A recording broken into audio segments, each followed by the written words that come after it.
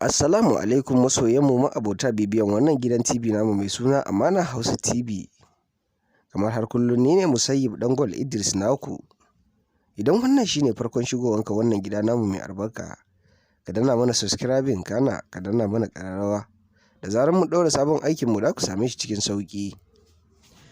Barkanmu da wannan wata na azumin watan Ramadana. Wata mai falala, watan albarka, watan neman lada. Inda a yau ne muke kawo muku labarin aure tsakanin jarumi Shamsu ɗan iya da Fatima Ali Nuhu, wanda maganan auren nasu ya zaga ko'ina birni da ƙauyuka, social media ko'ina yana yawo.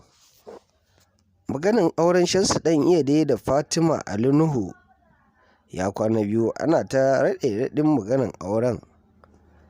Kamar yadda a baya can aka dinga raɗe-raɗin Fatima Ali Nuhu za ta auri babban mawaƙin nan mai suna Hamisu Breaker, wanda maganan shi ma ya zaga duniya ko ina da ina har social media ta ɗauka.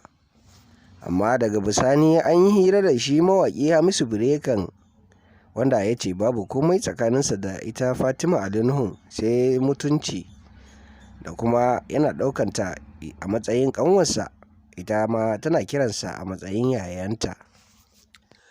A kwana-kwanan nan ne gaskiyar soyayyar da ke tsakanin Shamsu ɗan iyan da Fatima Ali Nuhu ya bayyana, ya zaga social media.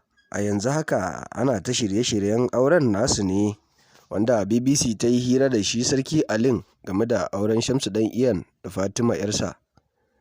Yake bayanin cewa Shamsu ɗan iya dai yaron gidansa ne, kuma amana iyayensa suka danka masa, wanda ya yi bayanin cewa iya ladabi da biyayya Shamsu ɗan iyan yana masa, bai taɓa samun wata matsala tsakaninsa da shi ba.